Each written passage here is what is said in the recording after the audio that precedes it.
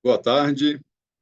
Iniciamos nesse momento a primeira atividade do eixo temático Pesquisa Farmacêutica, Toxicológica e Clínica do Programa Educacional para o ano de 2024, promovido pela Academia de Ciências Farmacêuticas do Brasil, em nome da qual lhe dou as boas-vindas. Em 2024, as atividades estão organizadas sob 6 eixos temáticos: análises clínicas e toxicológicas, educação em ciências farmacêuticas, biodiversidade, insumos farmacêuticos, pesquisa farmacêutica toxicológica e clínica, que é a nossa, tecnologia farmacêutica e cosmética. As atividades acontecerão todas as segundas-feiras, ao longo das 18 às 19h30. E o calendário é divulgado no site do cienciasfarmacêuticas.org.br e nas nossas redes sociais. O Programa Educacional da Academia de Ciências Farmacêuticas do Brasil possui atividades gratuitas graças aos nossos mantenedores: Sindusfarma, Eurofarma, Abafarma, Abifina, BD Benton Dixon, FCE-P Farma, Hipofarma, ICF, Sincamesp, Estevanato Grupo e Wheaton do Brasil. Informo ainda que a Academia de Ciências Farmacêuticas está com 2 editais de admissão abertos, para acadêmico titular e para membro associado. Então, se vocês têm interesse de entrar e tornar-se um acadêmico titular ou membro associado, por favor, entrem no nosso site, onde vocês terão, então, o edital para leitura. E sempre me perguntam, né, o que a academia faz. Então, a Academia de Ciências Farmacêuticas do Brasil é uma instituição de elevada estatura no campo farmacêutico, dedicada à promoção da excelência e inovação em todas as facetas da farmácia e ciências afins. Ela foi fundada com o intuito de ser um pilar na evolução científica e tecnológica na área de saúde. Esta academia desempenha um papel crucial na integração entre os profissionais acadêmicos, profissionais acadêmicos e pesquisadores, e visa o avanço do conhecimento e desenvolvimento de novas terapias, soluções em saúde pública, e ainda suas funções abrangem desde a realização de pesquisa, fomento à educação, capacitação profissional e até influência em políticas públicas de saúde. Além disso, a academia também promove eventos, conferências, publicações científicas que servem como plataforma para disseminação de descobertas e inovações no campo farmacêutico, contribuindo assim para a melhoria contínua dos padrões de saúde e bem-estar da população brasileira. É muito interessante, gostaríamos que vocês olhassem o edital com carinho e participassem conosco desse objetivo, que é o da Academia de Ciências Farmacêuticas do Brasil. Os editais, os períodos de inscrições para a candidatura se encerram no dia 7 de abril deste ano. Sou Leonardo Teixeira, acadêmico titular da Academia de Ciências Farmacêuticas do Brasil e coordenador do Comitê de Trabalho do eixo temático Pesquisa Farmacêutica, Toxicológica e Clínica. E serei também o moderador hoje, serei o responsável pela atividade. A atividade de hoje: desenvolvimento de produtos de terapia avançada baseada em células-tronco mesenquimais para tratamentos médicos e que contará com a participação de Dr. José Ricardo Muniz Ferreira. José Ricardo Muniz Ferreira, ele é cirurgião dentista, graduado pela Universidade Federal do Espírito Santo, especialista em periodontia pela Pontifícia Universidade Católica de Campinas, São Paulo, mestre em implantologia, depois você me corrige, Bom, vou deixar essa palavrinha para você corrigir. Oral pela Universidade do Grande Rio, Rio de Janeiro, doutor em Ciência de Materiais pelo Instituto Militar de Engenharia do Rio de Janeiro e pós-doutorado pela Faculdade de Medicina da Universidade de São Paulo. É membro também da International Society for Cellular Therapy, membro da Comissão de Odontologia Regenerativa pelo Conselho Regional de São Paulo, até 2021, e membro número 99 da Academia Brasileira de Odontologia, também um acadêmico. Membro fundador e presidente da Sociedade Brasileira de Terapia Celular Sobracel. Também é fundador, pesquisador e diretor-presidente da empresa R-Crio, Criogenia S.A., a qual tive a chance de conhecer recentemente e fiquei bastante impressionado. E ainda, autor de 8 livros sobre medicina e odontologia regenerativas, possui 2 cartas patentes e mais 6 patentes depositadas junto à INPI na área de bioengenharia. Bom, Serão abordados desde os avanços regulatórios que classificaram as terapias envolvendo o uso de células-tronco como medicamentos biológicos passíveis de registro, indo até a transformação de centros de processamento celular à condição de farmacêuticas especializadas no desenvolvimento e produção dos chamados PTAs, produtos de terapia avançada. Além disso, também será tratado o desenvolvimento desses medicamentos biológicos sob demandas específicas em uso autólogo e halogênico, frente à miríade de doenças de ordem degenerativas ou decorrentes de traumas e condições agudas, entendendo as terapias avançadas como ferramenta emergentes na prática médica. Nosso evento terá duração de 1h30. Após esse processo de abertura, teremos a apresentação e depois mais um tempo aí de 20 a 30 minutos para perguntas e comentários, terminando exatamente às 19h30 ou antes, se caso for. Bom, solicitamos aos participantes que formulem suas perguntas e façam as suas colocações pelo chat, para que a gente possa organizar e passar para o palestrante, né? E eu procurarei encaixar o maior número possível de perguntas dentro do tempo estabelecido. Dessa forma, então, passo a palavra agora ao nosso palestrante, Dr. José Ricardo. Bom, boa noite a todos, né? Já podemos aí dar boa noite, né? Eu gostaria de iniciar essa conversa, esse bate-papo que nós teremos aqui, agradecendo imensamente a organização, a Academia Brasileira de Ciências Farmacêuticas, em nome do Leonardo, que enfim, gentilmente me convidou para trazer esse tema aqui à baia, para conversarmos, um tema que é tão relevante, principalmente no tempo que nós vivemos hoje. E hoje eu vim aqui para falar, na verdade, sobre romper fronteiras, né? Os caminhos que a ciência vem nos permitindo trilhar, translacionando o conhecimento embarcado, que até pouco tempo atrás era tido como ciência de base, né, ciência básica, e passou à condição de ciência aplicada, e mais do que isso, a entrega, de fato, à sociedade como possibilidade real, e não mais como instrumento de ficção científica. Só que para que todo esse movimento que a gente pretende falar aqui hoje, relacionado às terapias avançadas que envolvem o uso de células-tronco, de bioengenharia, de produtos de edição genética, enfim, e que passaram a ter, a partir da primeira versão do marco regulatório da Anvisa, em 2018, uma direção, um direcionamento apontado para a real possibilidade de uso dessas ferramentas dentro do universo da prática médica odontológica. É importante nós entendermos qual o papel de cada um dos personagens envolvidos nesse processo, né? Então, eu trago aqui uma frase inicial do professor Shinya Yamanaka, que foi o prêmio Nobel mais rápido da medicina, né? A partir de um trabalho publicado em 2006, né, sobre células-tronco, naquele momento induzidas a partir de tecido epitelial, ele chegou a produzir células-tronco efetivamente.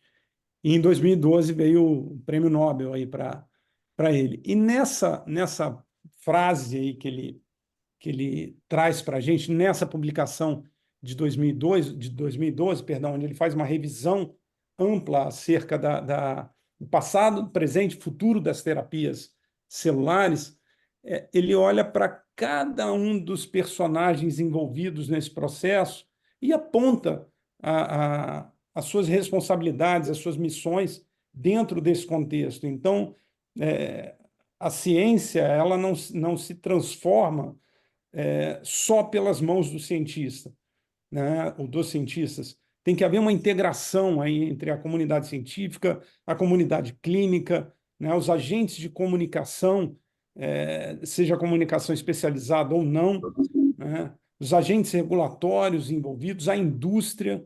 Então, um conjunto, a sociedade trazendo as demandas, né? Então, esse conjunto de peças montadas de maneira harmônica no tabuleiro é que vai permitir que a gente avance, que a gente rompa fronteiras aí sob um olhar de inovador, né, acerca da promoção de saúde, né, objetivando sempre alcançar aquilo que é um eterno sonho em toda a sociedade, que é a longevidade associada à qualidade de vida. É isso que a gente busca, né, ao final, todos nós, né? A ideia de viver mais e viver esse tempo a mais com qualidade de vida é o que move a cabeça de muitas mentes aí que buscam soluções inovadoras para a sociedade. Então, vamos aqui deixa eu ver como passar à frente aqui. Bom, então, primeiro ponto aí para a gente trazer um olhar acerca da importância desse universo, que até bem pouco tempo atrás era tratado como objeto de ficção científica, né? A expectativa de vida, não só no Brasil, mas em todo o mundo, ao longo, vamos colocar aí da década de 50 para cá, aumentou em cerca de 30 anos, em média. E muito disso se deve aos inputs, né, que foram dados no sentido de trazer soluções a questões que limitavam a, a, a nossa longevidade naquele momento. Então, as medidas de prevenção, controle e tratamento das chamadas doenças infecto-contagiosas, elas tiveram um papel muito importante para esse ganho na expectativa de vida, né?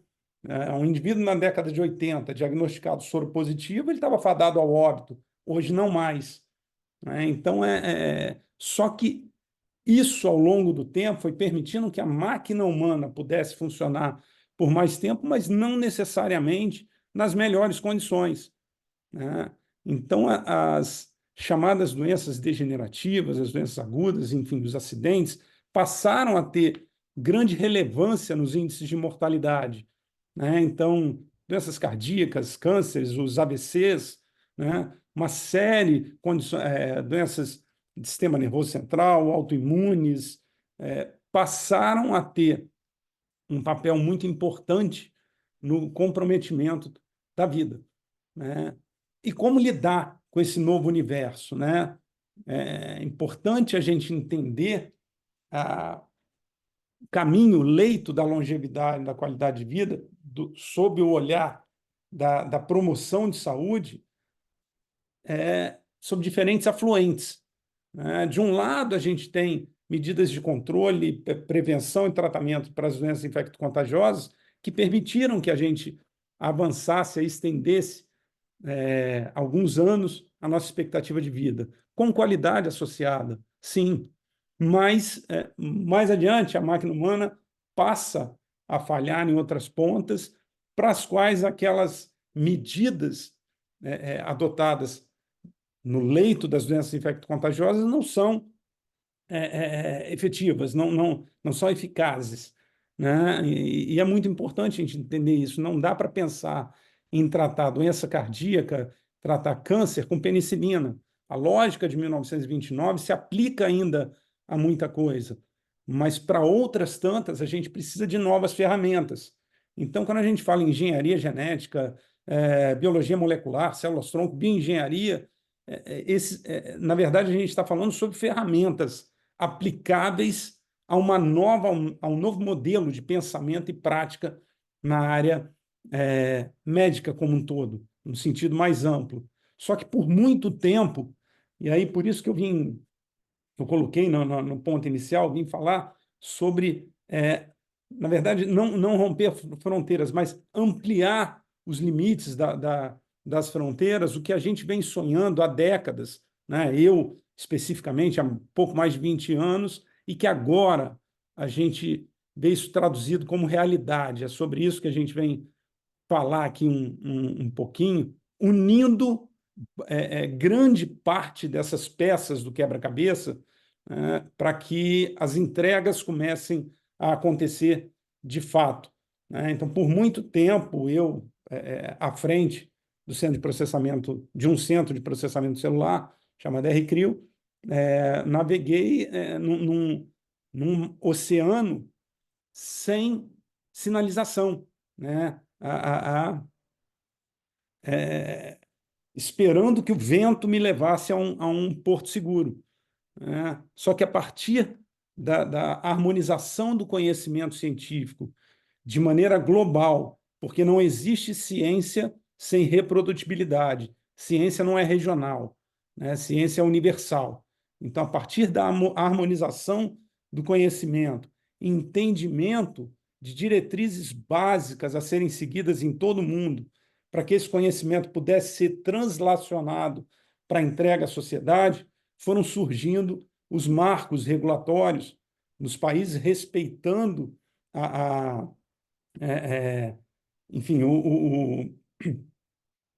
a, a integridade, né, a soberania de cada nação, para que ela pusesse trouxesse o seu marco regulatório em acordo com a realidade local, mas também em harmonia com aquilo que vem sendo praticado em todo o mundo. Essa última década, entre 2010 e 2020, ela foi fortemente dedicada a isso, né, a esse movimento.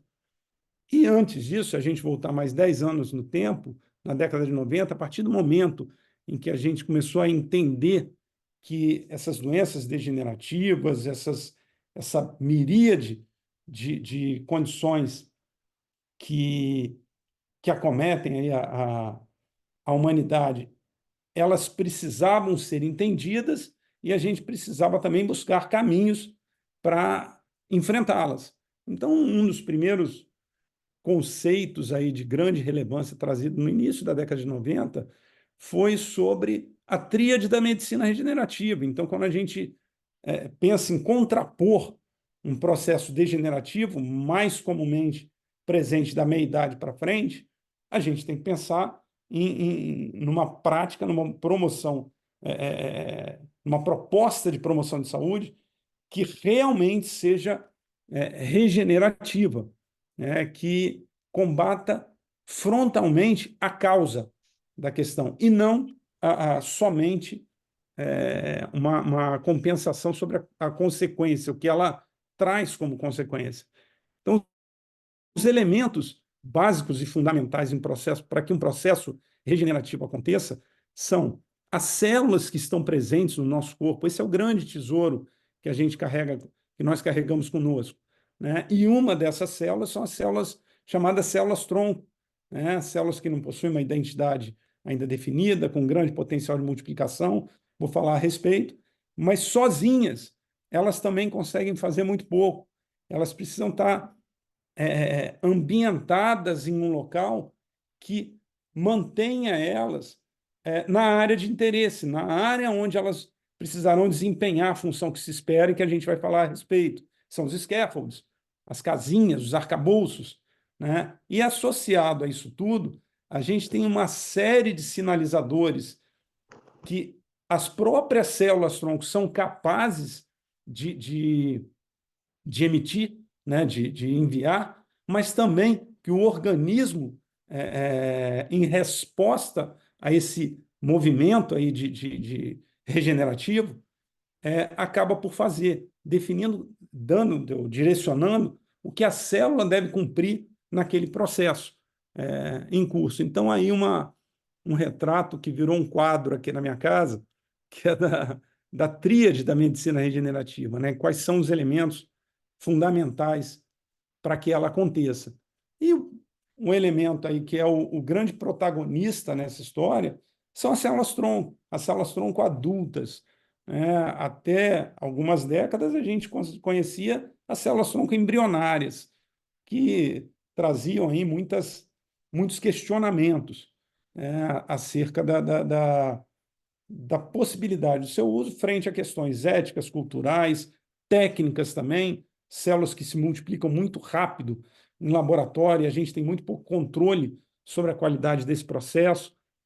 Mas no momento em que a gente passa a conhecer as células-tronco adultas presentes no indivíduo a partir do processo de gestação, né, seja no sangue do cordão umbilical, na placenta, na parede do cordão umbilical, em vários lugares, no periósteo do indivíduo, na gordura, em várias regiões do nosso corpo, essas células estão presentes, né? E elas carregam com elas potenciais que foram sendo entendidos, desvendados com o tempo, e ainda há muito o que se desvendar, o que se conhecer, né? A gente está escrevendo mais uma página, gente, no mundo.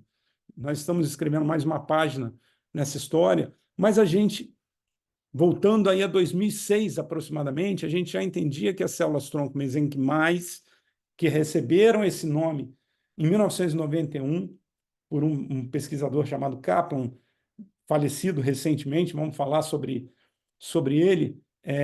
Essas células receberam esse nome em razão da origem delas, né, de onde elas vêm, da origem embrionária das células, e elas são consideradas adultas, ou seja, presentes no indivíduo adulto. O uso dessas células não se traduz na possibilidade de sacrifício de uma vida, elas são isoladas, obtidas a partir de diferentes fontes, uma grande capacidade de multiplicação que essas células possuem, as mesenquimais, podem se diferenciar em células especializadas, formadoras de osso, cartilagem, gordura, tecido nervoso, uma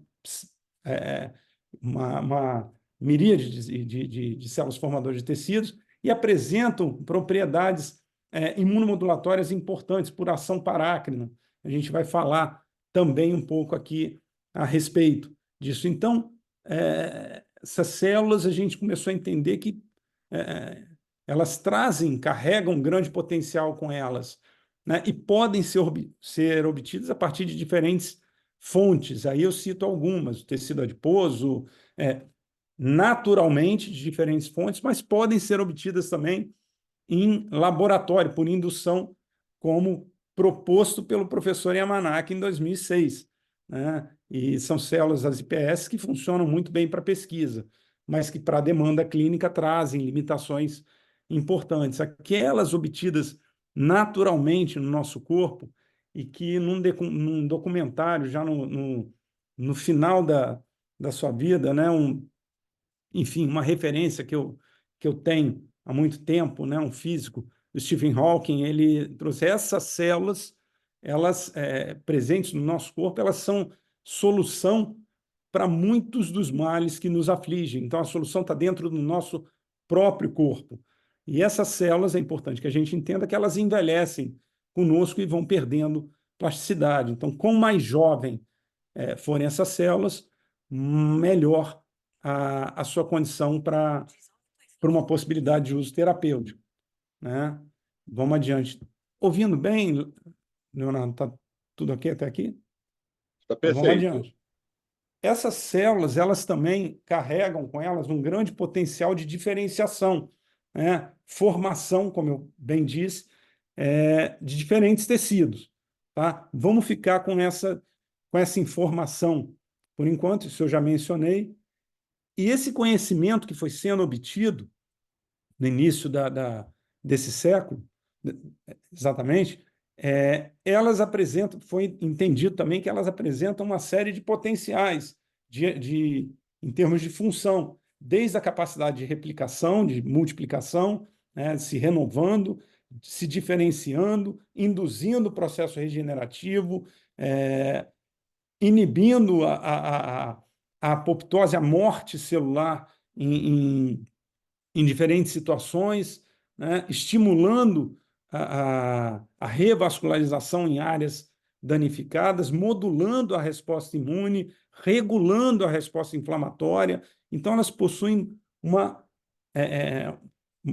diversidade de competências que foram despertando o interesse da comunidade científica em relação a, bom, e se a gente conseguir controlar essas células para que elas entreguem aquilo que a gente pretende em larga escala produzindo isso em laboratório, né? Então, isso foi despertando esse interesse. E, no primeiro momento, né, aí voltando aí a 2006, quando foi publicada a primeira importante recomendação da Sociedade Internacional de Terapia Celular, que existe há cerca de 30 anos, dizendo que essas células, para que elas sejam consideradas mesenquimais, né, tal como descritas por Kaplan em 91, elas precisam ser caracterizadas, né? Então, o importante naquele momento era entendermos a origem da célula, para que a partir dali a gente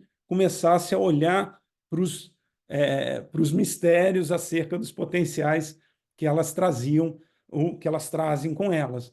Então, a capacidade de se aderir ao plástico, então a célula mesenquimal, para que ela se multiplique, ela primeiro precisa aterrissar numa superfície que seja amigável a ela, né? Ela precisa expressar alguns marcadores que identifiquem o que ela é e o que ela não é, né? Que ela é uma célula mesenquimal e que ela tenha o potencial para diferenciação em células formadoras de tecido de linhagem mesodérmica, confirmado. Então, isso precisa ser verificado e confirmado. Naquele momento, isso era importante. Só que o mesmo pesquisador que trouxe esse conceito, né, que descobriu a célula-tronco, né, quem nos apresentou as células-tronco mesenquimais em 91, esse mesmo autor, já também no final de sua vida, ele passou a defender a ideia de uma mudança nesse termo, porque a gente foi entendendo com o tempo que a origem dessa célula, na verdade, pouco importa, né? O que importa é o potencial que ela carrega com ela, que é de sinalização medicinal, para uma série de condições. E, obviamente, entendendo que essa célula, envelhecendo, ela vai perdendo esse potencial. Então, é importante que, eu costumo dizer que o melhor momento para que eu tenha as minhas células preservadas, sob qualquer circunstância, é hoje.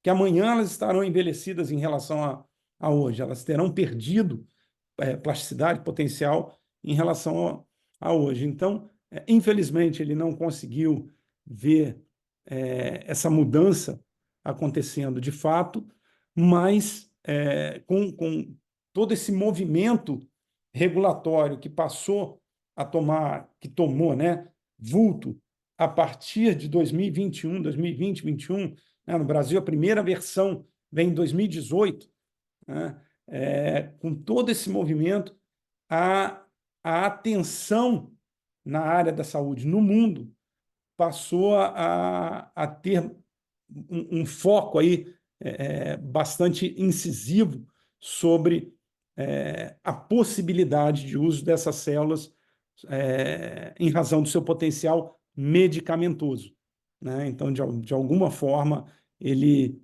conseguiu ver o que tanto ele buscava sendo aceito, né, e incorporado na sociedade. Então, a coisa foi tomando tamanho vulto, a importância das células e a busca pelo entendimento sobre o potencial, os potenciais que ela traz, e hoje a gente tem uma quantidade imensa de estudos clínicos para as mais diversas doenças que a gente possa imaginar, degenerativas ou não, pensando na célula-tronco como uma ferramenta estratégica para aquela aplicação. Seja no modelo autólogo, onde eu uso a minha célula para o meu próprio tratamento, considerado como padrão ouro, né, em boa parte das condições existentes, ou no modelo halogênico, né, onde eu tenho a possibilidade de utilizar a célula de um doador em mim, de uma terceira pessoa, entendendo que e como é que eu posso fazer isso com uma célula mesenquimal, né? Em razão da grande competência imunomodulatória que essas células trazem, né? A baixa expressão de fatores antigênicos que ela carrega com ela. Então, a possibilidade do uso halogênico, ela é real, factível porém traz limitações em relação ao uso autólogo, né? Como, por exemplo, a repetição, né, contínua. Então, para algumas condições, as células halogênicas carregam efetivamente potencial gigantesco. Com elas, vamos falar sobre isso, né? E uma série de doenças, aqui alguns exemplos, passaram a ser vistas nos últimos, principalmente ao longo dos últimos 20 anos, como é, é, focos de atenção para desenvolvimento de soluções baseadas em terapia celular, né? Tudo isso, gente, acontecendo no campo da ciência, né? No campo da evolução científica, ainda sem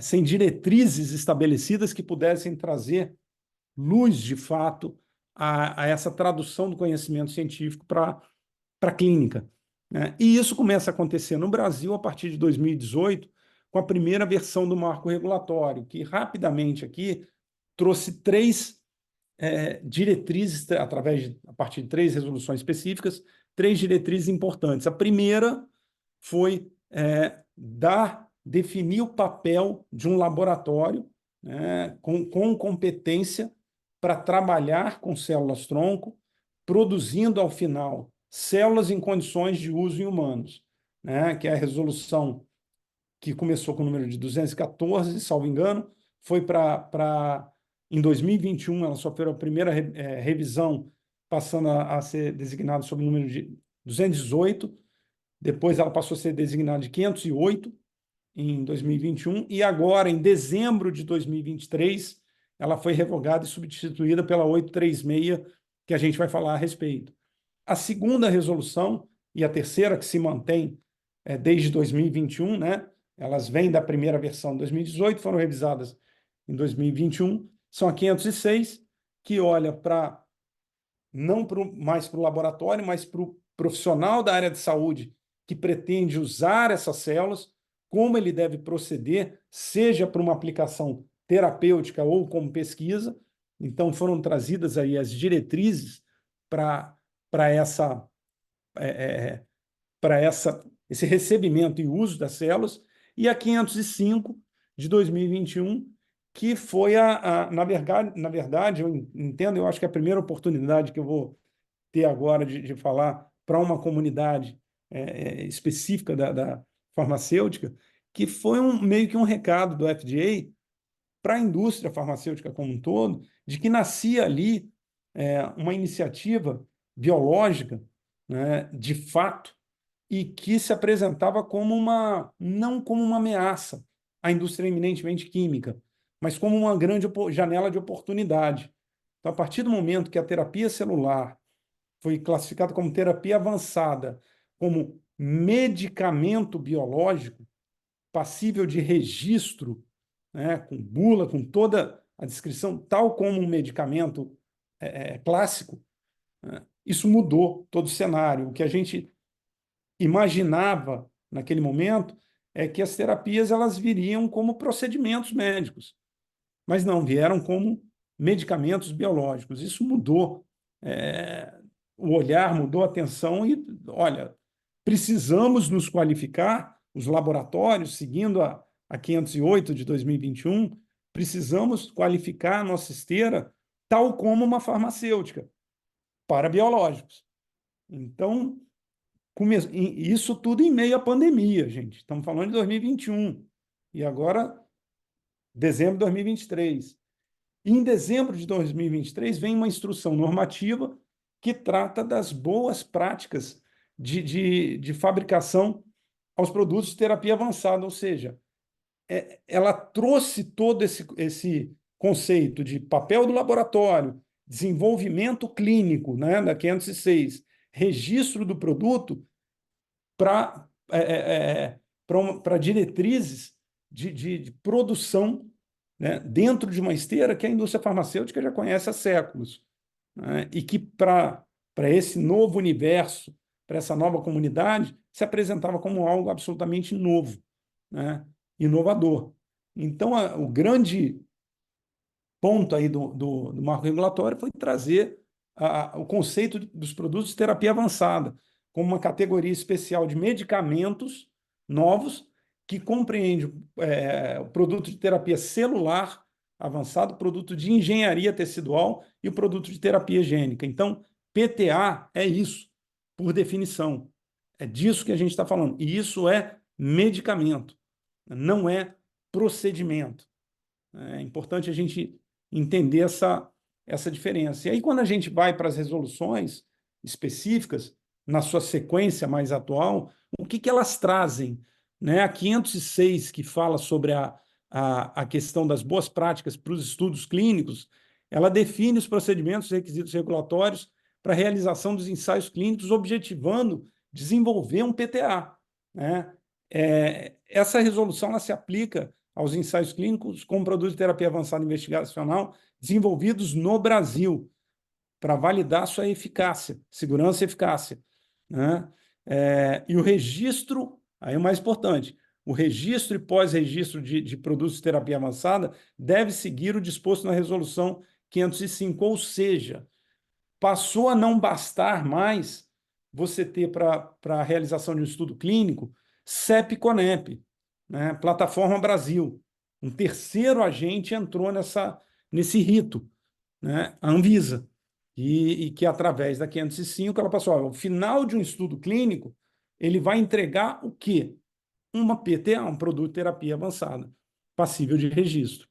Né? E a 505 ela traz exatamente isso. Né? Quais são os requisitos mínimos para que a gente possa obter um registro de um produto ao final de um estudo clínico. Né? Nas suas... E eu não estou nem falando aqui de fase 1, fase 2, fase 3, vamos falar nisso mais adiante. Léo, Leonardo, se você puder me acenar aí com a questão do tempo, eu não, não Tranquilo, Ricardo. tá. Pode estar ótima a apresentação. Vamos em frente, então. A 836, ela traz, então, uma resolução, é importante aqui eu mencioná-la antes da 270, porque elas trazem importantes diferenças. A 836, ela olha para as boas práticas das células no laboratório, visando a entrega para uso em humano. Né? Então, essa resolução ela se aplica especificamente aos centros de processamento celular, né? Envolvidos com esse ciclo produtivo aí das células.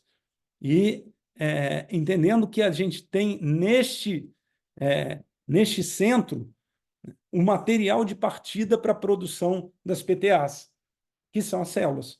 Né? Vamos falar sobre esse fluxograma aí, como ele acontece. Então, o centro de processamento celular, ele cumpre, a rigor, uma etapa do processo.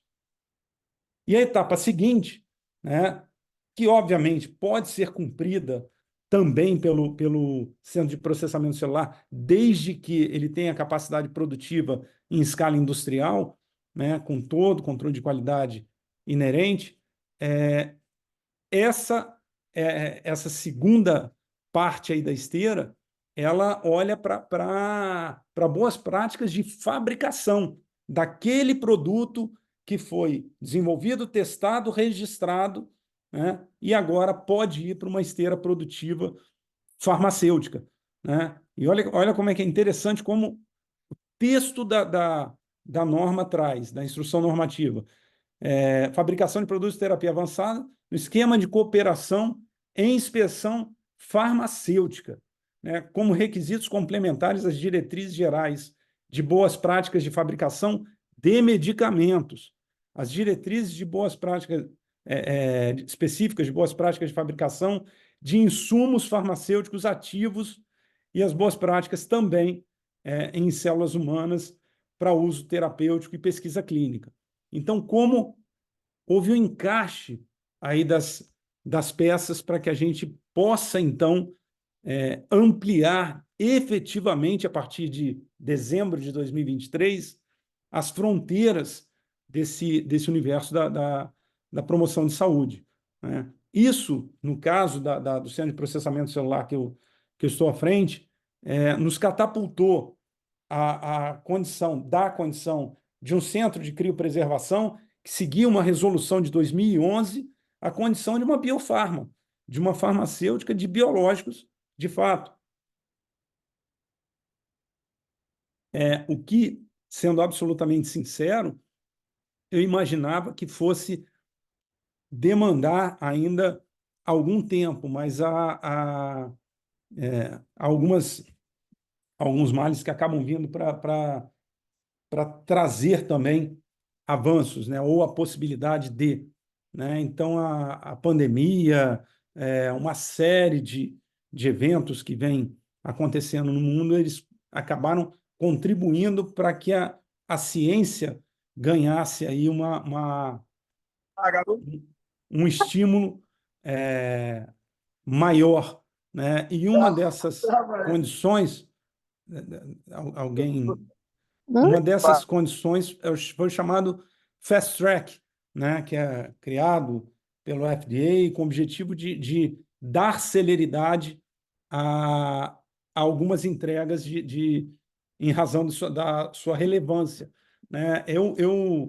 Bom, vou contar uma rápida história aqui para vocês. Na década passada, a gente viveu momentos assim de muita discussão no mundo inteiro, né? Nos encontros da Sociedade Internacional de Terapia Celular, Japão e Coreia vieram com a ideia de, olha, a gente precisa cobrar do paciente pela execução da fase 3 para poder viabilizar a tradução da ciência, para que as entregas aconteçam. E isso foi muito questionado em todo o mundo pela sociedade, pelas sociedades organizadas, enfim, de modo geral. Voltando sempre àquela condição fundamental, ciência se faz pela reprodutibilidade universal. Né? Então, essa questão foi muito trouxe muito calor aí para a discussão nos encontros da sociedade. E nos Estados Unidos, em alguns outros países, como uma solução para essa questão, eles entenderam que o caminho do fast track, né, do dar celeridade ou dar condição para que as pesquisas avançassem mais de uma outra forma, pudesse acontecer. Então, criou-se aí a ideia do registro antecipado, uma vez cumprido as etapas clínicas, né? Considerando toda a etapa pré-clínica, toda a etapa de bancada cumprida, as etapas clínicas, fase 1, 2, cumpridas, com um peso de fase 3, mas não com um N de fase 3, você poderia pleitear, em algumas condições, o registro antecipado, sob o compromisso de realizar a fase 3 paralela, de maneira paralela à comercialização. E isso foi trazido para o universo das terapias avançadas, né? Essa possibilidade, tamanha a importância das suas entregas. Então, a resolução, ou a instrução normativa de número 270, ela traz aí de maneira muito consistente, muito clara, muito transparente, as diretrizes para as boas práticas de fabricação complementares dos produtos de terapia avançada, ou seja, para a produção do medicamento biológico. E a 836, ela traz uma etapa anterior a essa, que é o trato que diz respeito ao trato das células dentro das melhores práticas possíveis no mundo, para que elas possam ser entregues para uso humano com segurança, né? Visando a obtenção da eficácia aí na sua aplicação.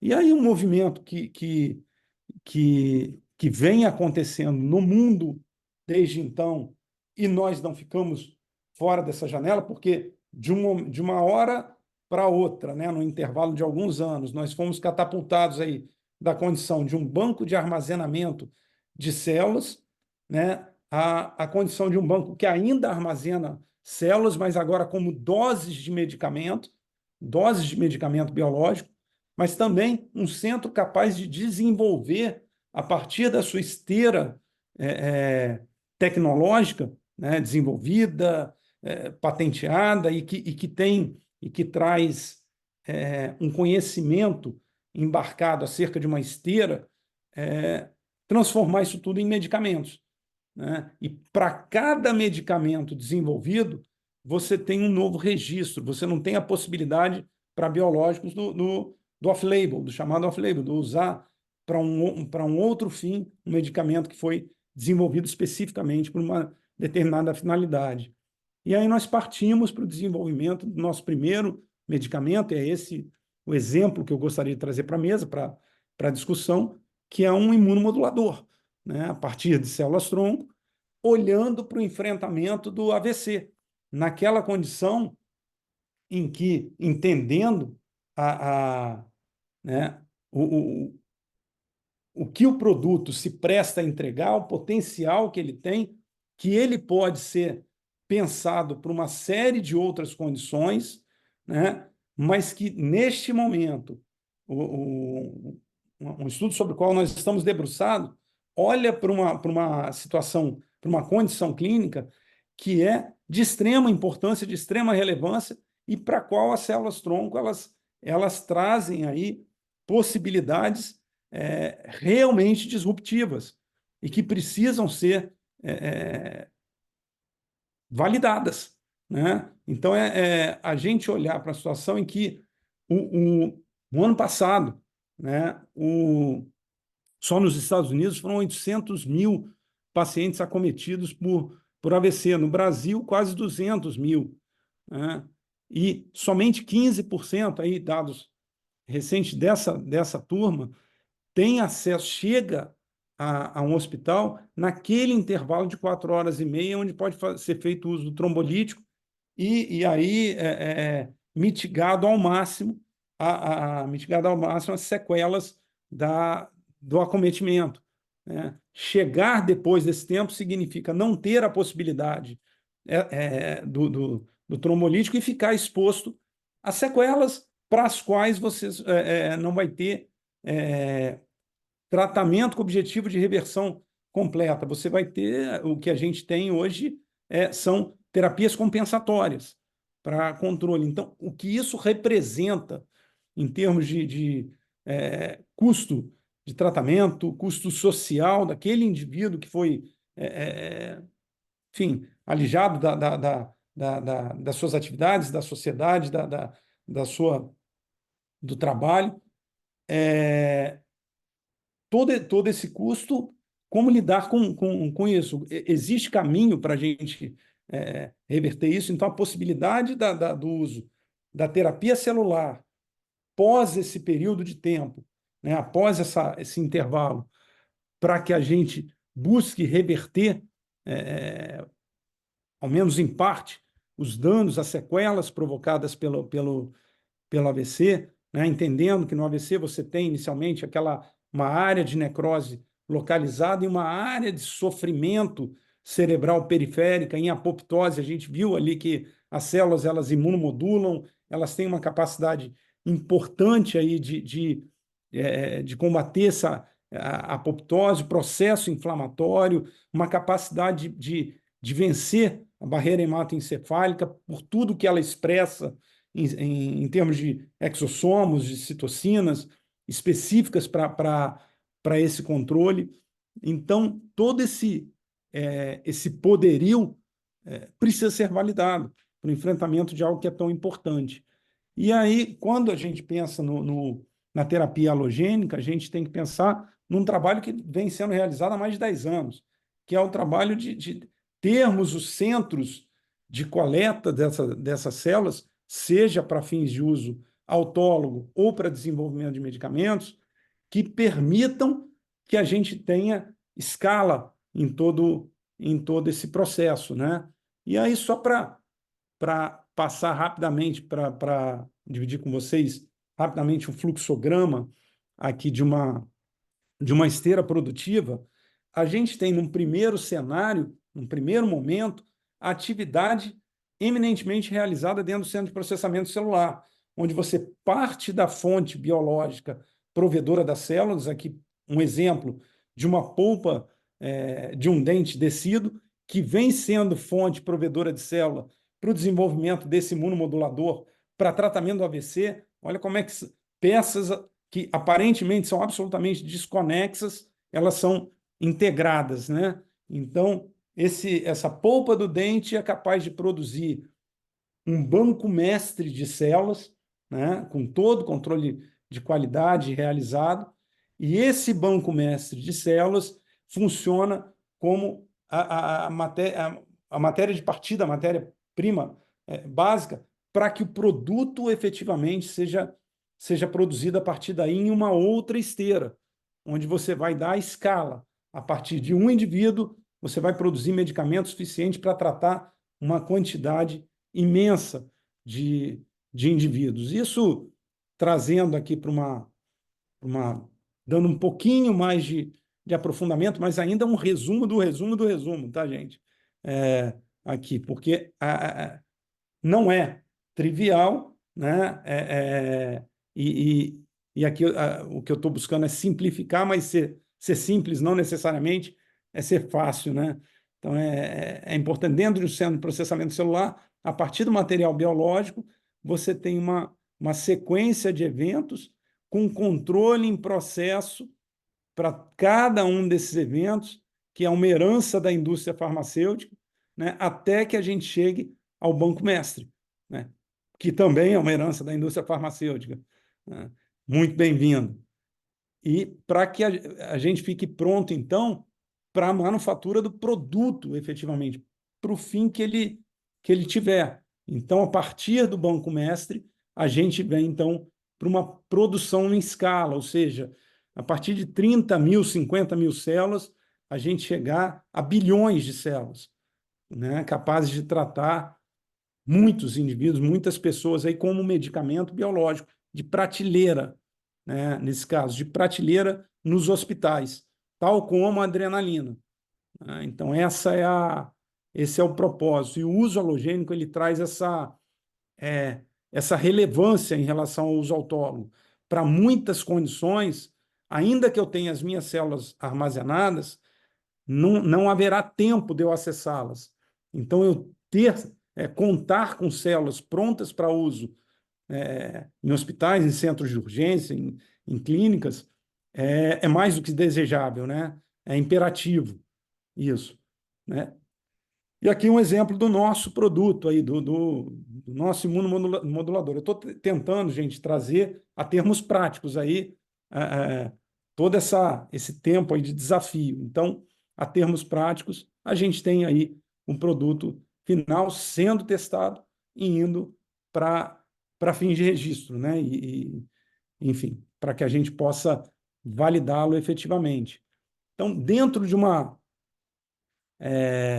um fluxo aí, o que a gente teria a partir do medicamento, dar a ele uma saída da escala, permitir que ele saia da escala laboratorial, piloto, e partir para uma escala industrial, de produção, cumprindo aí os estudos, fase 1 e 2, com autorização de registro antecipado, sob compromisso de chegar à fase 3, né?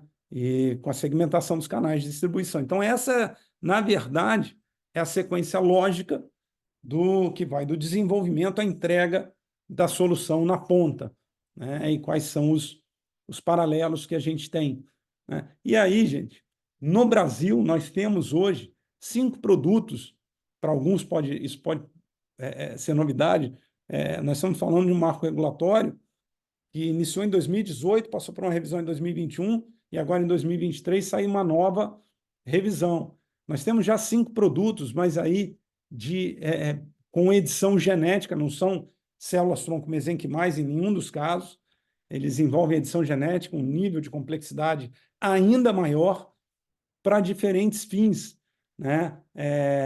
Desde questões relacionadas à perda de visão, no caso de por retinopatia, linfomas, então, na maior parte deles ligados ao tratamento de cânceres, né? Atrofia muscular, né?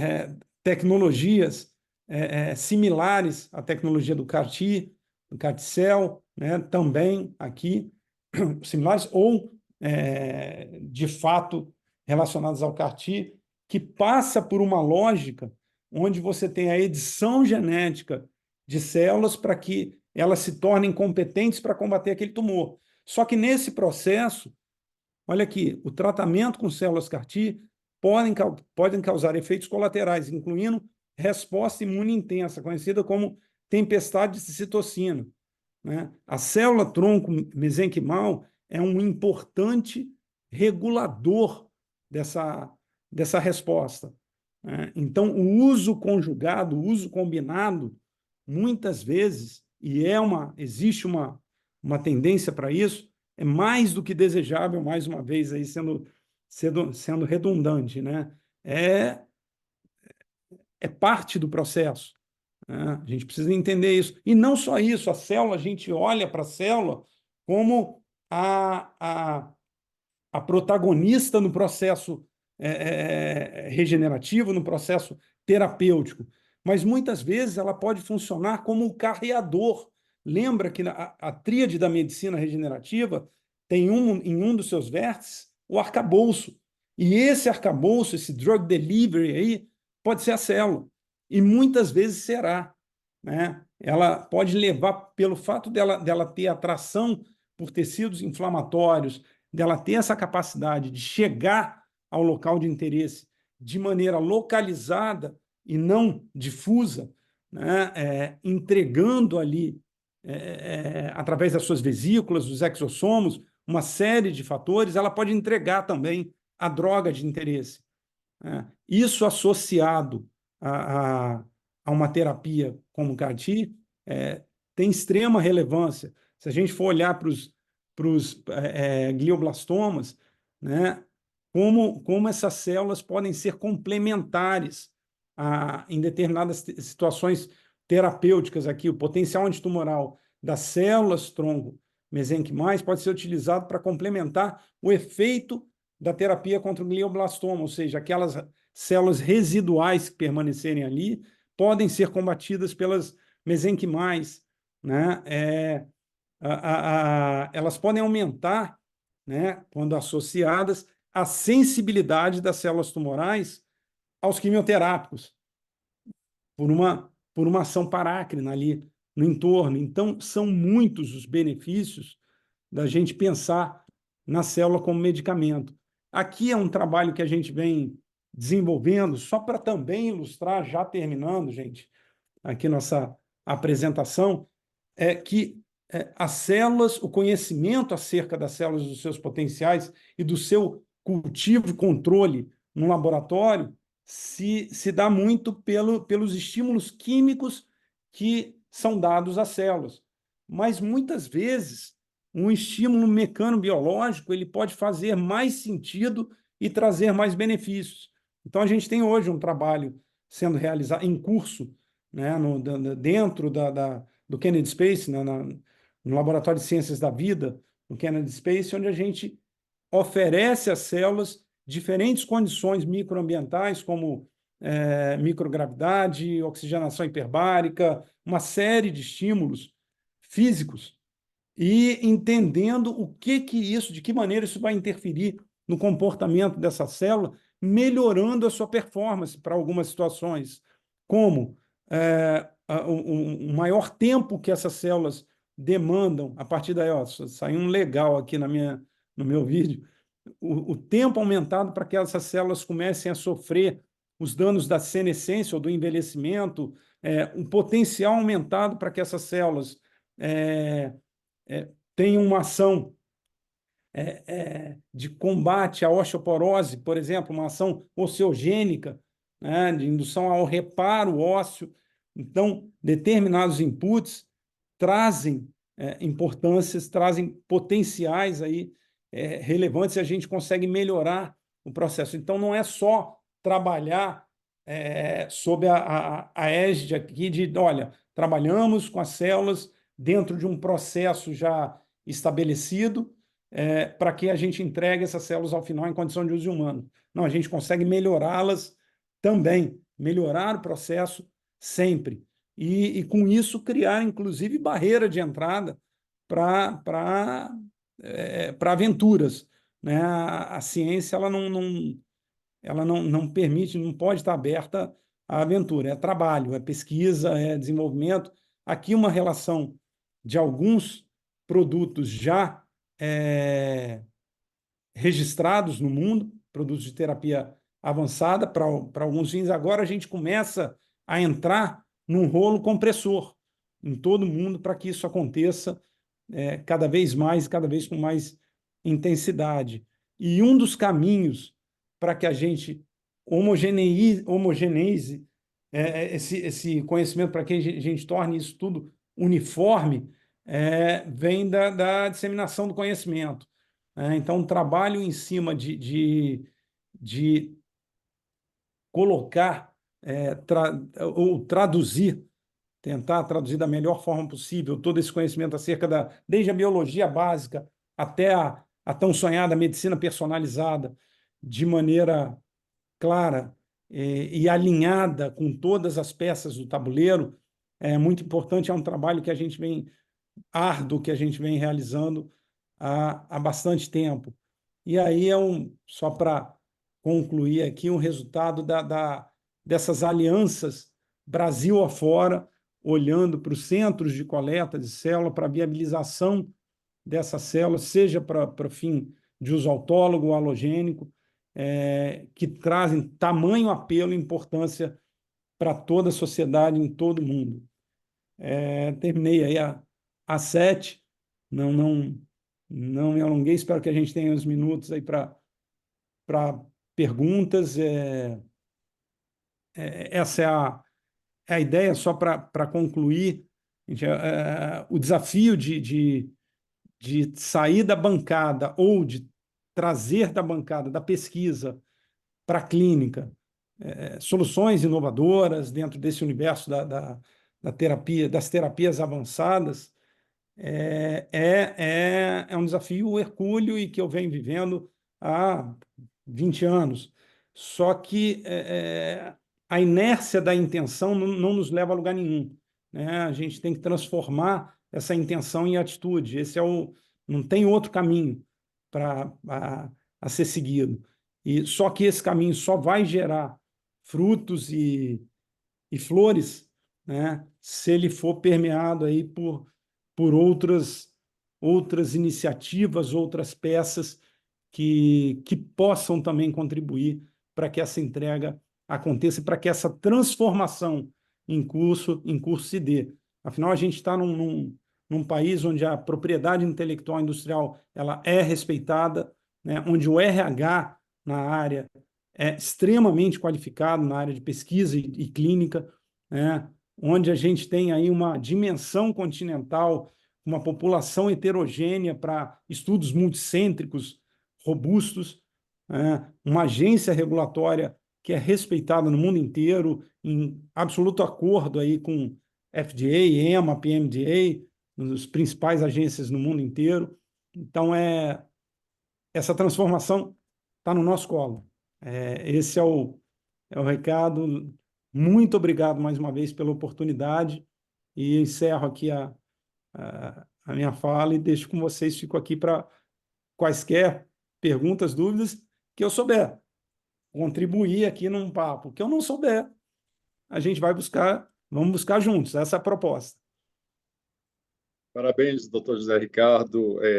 Eu, particularmente, fiquei muito impressionado. Eu já conheci o seu trabalho através até por uma amiga que temos em comum, né, a doutora Florência, que está aqui presente. Eu achei muito interessante no sentido de que você colocou não só a normatização, né, as resoluções que estão sendo colocadas, as regras, as possibilidades de utilização, a diferença entre utilizar a célula em si próprio, a sua própria célula, e no uso heterólogo, né, em outra pessoa. Mas o que mais me chama a atenção nesse primeiro momento é que vocês estão desenvolvendo uma tecnologia diferente do CAR-T-cell, que é onde a própria célula da pessoa vai ser alterada, né? E aí você tem uma demanda de tempo para isso. Você tem um tempo necessário para que essas células cresçam e voltem para o próprio paciente. Vocês estão desenvolvendo uma tecnologia onde eu posso ter o produto finalizado já no hospital, né? Já no local onde vai ser a infusão, disponível para aquele paciente que está precisando de um uso emergencial. né? Você colocou aí o exemplo de um acidente vascular cerebral. Eu lembro, inclusive, que você fez a diferenciação, lembra? A diferença de AVC para... Você me explicou a AVC e AV... Ah, não, na verdade, entendido como o ABC e o AVE. E AVE. Eu pergunto, estão na mesma linha. Sim. E, bom, eu acho até que você poderia falar um pouquinho disso aí, para quem está nos ouvindo, a diferença dos dois.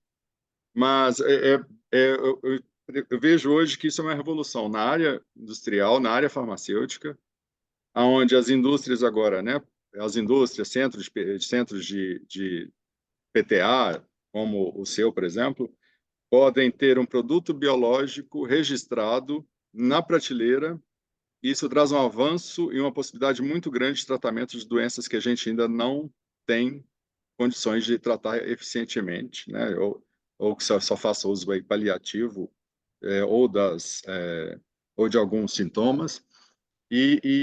Agora, de uma forma mais específica, para quem está nos ouvindo, para onde você vai? Inclusive, tem uma pergunta nesse sentido, né? Onde você acha que as células-tronco mesenquimais serão mais estudadas e disponibilizadas para terapias?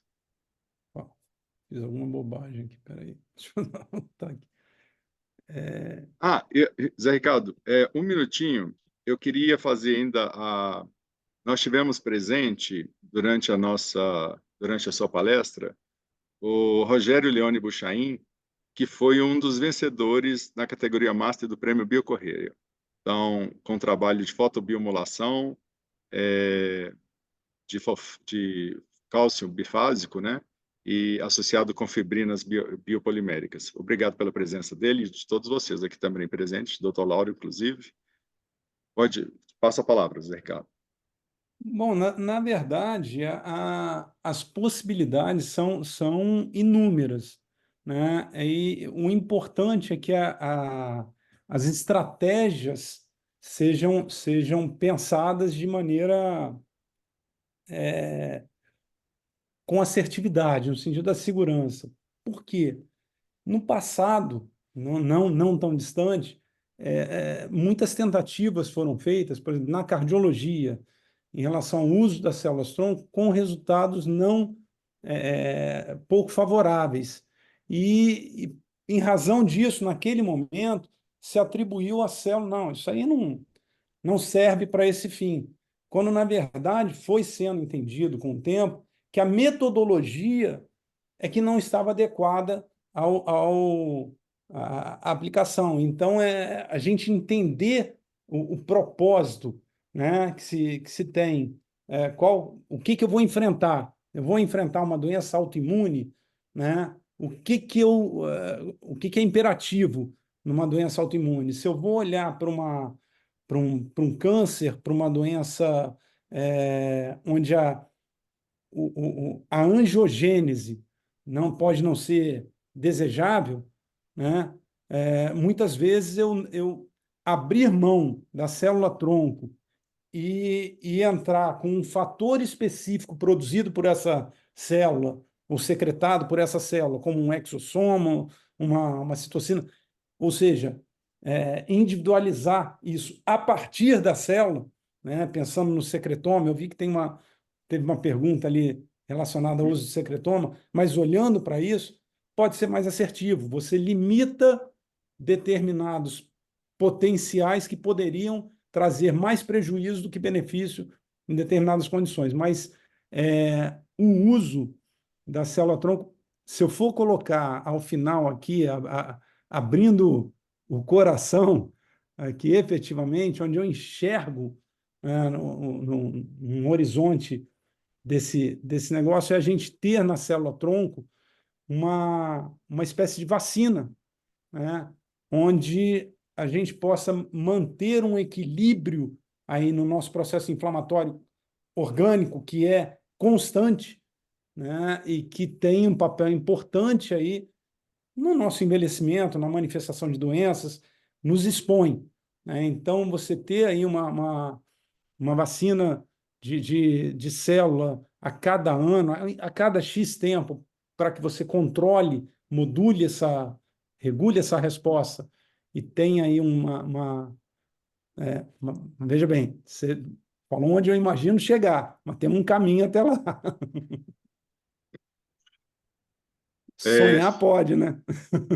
devemos, né? Temos que sonhar.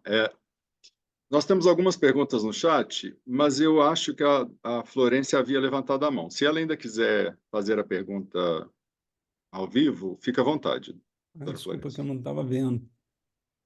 Oi, Léo, boa noite, Zé. Tudo bem, gente? Prazer estar aqui, né? Zé Ricardo aí sempre explanando super bem. Zé, acho que tem uma questão que é importante que você trouxe em relação às regulações, né? A gente está no início desse caminhar. Eu não estou conseguindo Você ouvir. está escutando, Zé Ricardo? Está falhando um pouco, Flora. Se você puder. Ah, vê se melhorou agora. Não sei Tente Melhor novamente, por favor. escrever. se quando Melhor começa a escrever. mexer. Tá Bom, bom. vamos fazer o Escreva seguinte. aqui e mando para você. Perfeito. Vai Escreva. puxando as outras perguntas, Léo. Eu vou buscando as outras perguntas enquanto isso. Então, dando seguimento aqui, temos uma pergunta da Cláudia Fadiga. José Ricardo, obrigado pela palestra. Em sua opinião, acredita que temos poucos produtos de terapia avançada registrados na Anvisa até agora? Sim. Temos também ainda, já juntando uma com a outra, da Maria Luísa, na criação de células-tronco, é necessário realizar quais testes específicos? Tá. Nós temos pouquíssimos produtos Nós não temos, na verdade, né? Olhando para a célula-tronco mesenquimal, o que a gente tem é o que eu lembro que na inauguração, há uns 5 anos, depois de 2018, de um centro de terapia em São Paulo, importante, um dos gestores da Anvisa veio a púlpito falar o seguinte: olha, o papel da agência regulatória não é trazer a comunidade científica e clínica para junto, é o contrário, a gente precisa ser empurrado, provocado por vocês. Não existe regra para aquilo que não existe.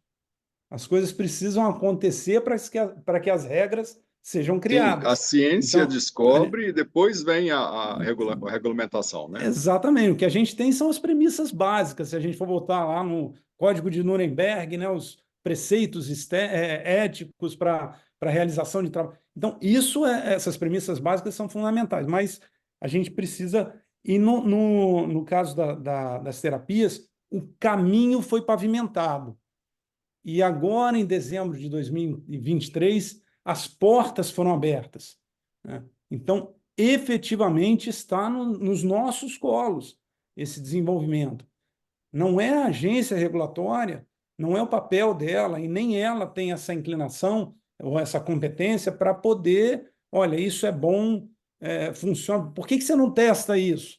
Não são eles que vão dizer isso para a gente é que tem que tomar as rédeas e fazer com que as coisas aconteçam, né? E E ter os provas testes, concretas, né? provas concretas.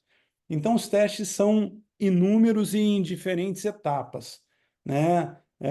Como numa esteira farmacêutica, você tem que comprovar que não há contaminação ao longo de todo o processo no produto final, a pureza, a estabilidade genética, a identidade da célula através da imunofenotipagem, o potencial para aquilo que se pretende. Se você está buscando um efeito angiogênico, você tem que validar esse potencial, um efeito imunomodulador, enfim. Tem uma grande quantidade aí já estabelecida de ensaios que precisam ser, obviamente, validados para que possam ser incorporados à esteira produtiva. Pergunta de Gustavo Amorim, além de elogiar a sua palestra e academia, você acredita que o produto R-Monocrio, por ser imunoestimulador, poderá se consolidar na clínica mais como um agente suplementar e fortalecedor dos efeitos terapêuticos, dos efeitos de terapêuticos de agentes principais, ou um agente terapêutico por si só? Pois eu entendo que é ele se amplia além disso, né? Ele é um efeito, o que é esperado para o imunomodulador, ou para o R-imunocrio, né, para esse medicamento específico para AVC, para terapia celular frente ao AVC, é que ela tem uma atividade moduladora da resposta inflamatória ainda presente ali no local, nessa etapa posterior às 4 horas, que ela atue diretamente sobre os fatores que estão levando as células, aquela área de penumbra, aquela área de sombra em torno da área necrosada, a apoptose, né? Que haja um estímulo ao processo regenerativo e uma revascularização na área. Então, é um efeito muito mais amplo do que se a gente for comparar, por exemplo, tomar como referência um corticoide. Profundo, Além né? de... Sim, eu vou ser um pouquinho mais ágil para a gente tentar Sim, responder sim. o máximo de perguntas aqui. Edilson Machado também parabenizando. A Genoveva, e ela pergunta, excelente palestra, quais são os principais desafios em relação à expansão das células mesenquimais em sistema fechado sob condições BPF? BPF, de boas práticas de fabricação, né? De fabricação. Bom, os desafios são inúmeros, né? Você controlar a contaminação, porque o que a gente recebe, na verdade, controlar a contaminação, um deles que me veio aqui à mente, que o que a gente recebe são tecidos e órgãos. O dente é um órgão, né? Presente na boca, só na boca a gente tem mais de 500 mil espécies diferentes de bactérias catalogadas, né? Então, a gente trabalha com tecido que vem dentro de um protocolo, de um processo estabelecido, já em um meio enriquecido com antibiótico, ou seja, tem todo um controle de tempo, temperatura para que isso aconteça dentro das melhores práticas. Chegando ao laboratório, tem todo um protocolo de descontaminação. Então, o desafio é você seguir o rigor dos protocolos e processos, né? Seguindo o rigor dos protocolos, processos, pessoas, né? Treinamento recorrente, processos bem claros, em cima de protocolos validados, isso vai te garantir o que é essencial na vida de quem trabalha aí com saúde nas diferentes esferas: previsibilidade. Uma outra pergunta aqui agora, Zé Ricardo, da Lauren Coelho. Ela agradece a apresentação e gostaria de saber quais as perspectivas para o uso de exossomos e se é possível escaloná-los Sim. para desenvolvimento de produtos farmacêuticos, né? Quando a gente fala em secretoma, nos fatores onde a célula que estão presentes ali naquele meio onde a célula é cultivada, esses fatores, ou essas vesículas, exossomas, eles carregam com eles um enorme potencial. Então, só que não existe salto na ciência, né? A gente tem que ir valorizando e se entusiasmando com cada conquista. Então, as células, o uso da célula, da usina de força no processo já representa uma grande conquista para a gente. Agora, você sair dessa usina e trazer isso para a especialidade daquele fio que conduz a energia até a casa, ou seja, um fator específico, é possível, é viável, será feito, já vem sendo feito em diferentes frentes, mas é importante que se entenda uma coisa. Muito vem sendo dito, eu acho que dois pontos, eu vou aproveitar essa pergunta, se me permitir, Léo, para abordar 2 pontos aqui importantes. Um ponto importante é que muitos desses fatores, sozinhos, eles não vão trazer a mesma contribuição que trariam num grupo de outros fatores associados, por ações antagônicas, sinérgicas, que se estabeleçam ali. Então, nem sempre aquele fator específico, aquela interleucina que vocês... O que for, vai atuar melhor, né, de maneira isolada do que no conjunto da obra. Tanto isso é verdade, tanto isso se tornou um piano nas costas da agência regulatória que na 836, no artigo 8, né, no seu artigo 8º, a Anvisa tira esse peso do ombro dela quando ela fala, olha, quando a gente estiver falando de secretoma, de PRP, de PRF, de fração vasculoestromal, meio condicionado, de tudo isso, essas questões vão ser resolvidas com os conselhos clínicos, né? Vocês têm que resolver porque isso não é produto de terapia avançada. Eu não consigo ter uma bula aqui, uma descrição replicável. É como se eu estivesse me servindo com prato, eu sempre uso esse exemplo, uma salada, cada vez que eu for me servir com a salada, se ela for bastante diversa ali, cada vez eu vou ter uma quantidade diferente de coisas no prato. É diferente de eu ter uma salada só de beterraba. Então, uma salada só de beterraba, eu tenho muito mais controle e facilidade para dizer o que aquilo pode fazer, trazer de benefício e prejuízo, né? Então, é isso. Olha, nós temos aí pouco tempo já, como já disse, acha Sociri. Temos aqui uma pergunta do acadêmico Wilton Santos. Parabéns pela apresentação. Qual o custo estimado e o tempo entre a escala piloto e industrial? A segunda, tempo e custos entre estudos não clínicos e clínicos. E qual que será a viabilidade mercadológica dessa terapia, né? O que a gente Até vem porque são entendendo... células, terão que ser colocadas congeladas Sim. no local de uso. Eu vou dar um exemplo aqui para vocês, entrando... Para cada iniciativa, a gente vai ter uma estratégia diferente e vai ter um custo, enfim, específico para aquele desenvolvimento. Mas é importante a gente olhar para dois cenários, né? Primeiro deles, quando a gente fala da relação custo-efetividade, é na relação contrária. O que uma doença como a AVC ela traz de custo para compensar na saúde pública, para os governos em relação às pessoas? Estamos falando na casa aí de bilhões, né? Quando a gente vai para a terapia celular, agora vamos para um outro aspecto, pacientes portadores de fissura palatina, onde a gente tem um trabalho em curso aí com uma pesquisadora fantástica chamada Daniela Bueno, que tá pioneira nisso, brasileira, né? Ela vem demonstrando que o indivíduo que possui a fissura palatina, primeiro, na maior parte das vezes, ele só, quando é feito fechamento do defeito tecido mole, não há reconstrução óssea, ou seja, a limitação que esse indivíduo vai carregar para o resto da vida é imensa.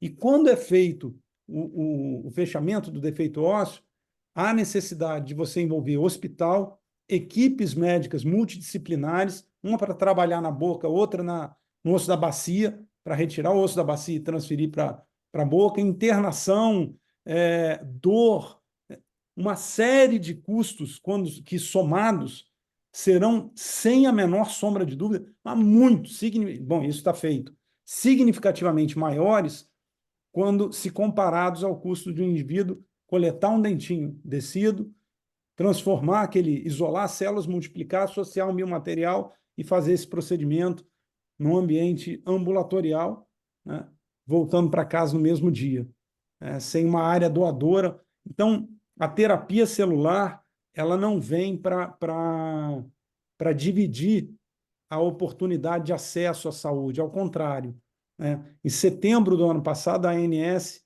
publicou uma diretriz estabelecendo a obrigatoriedade da inclusão dos produtos de terapia avançada, uma vez registrados, nas operadoras de saúde.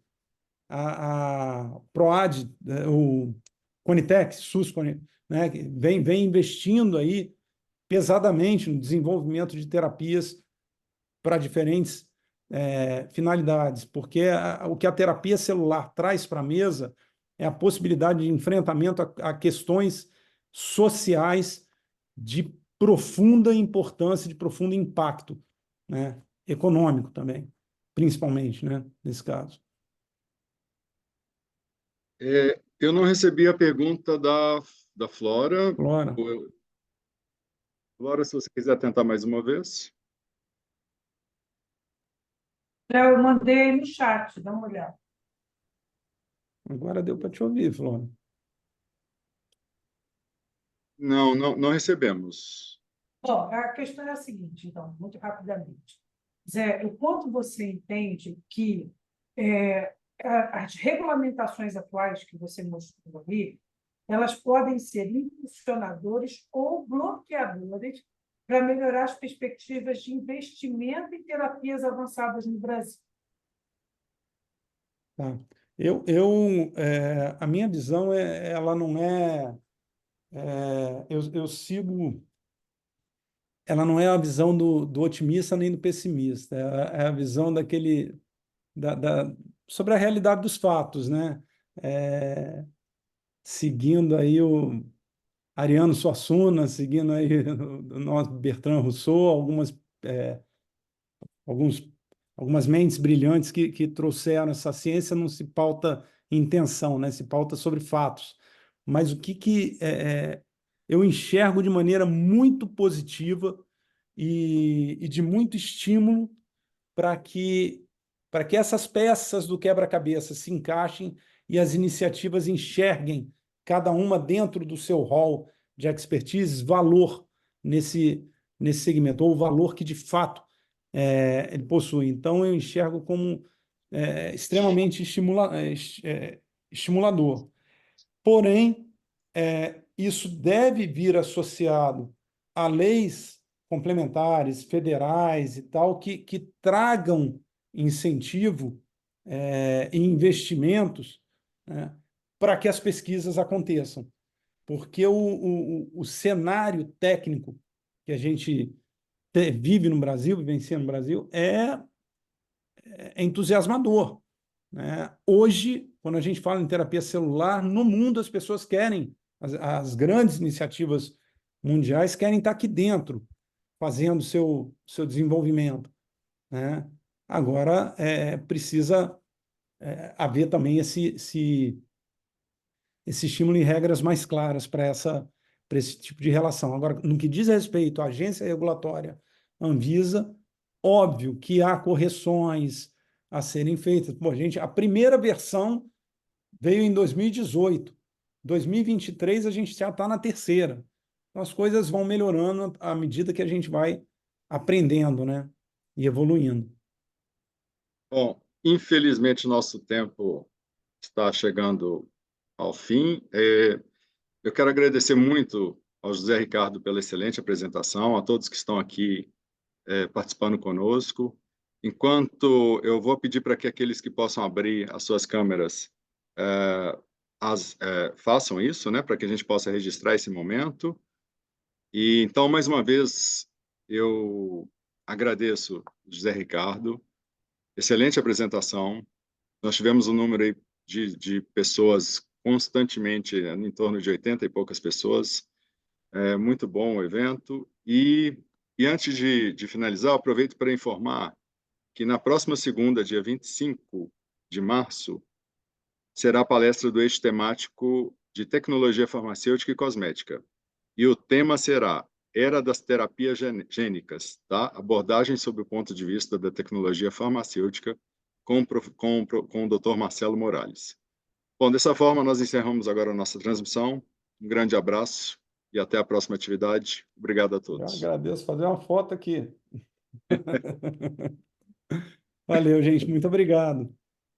Obrigado, gente.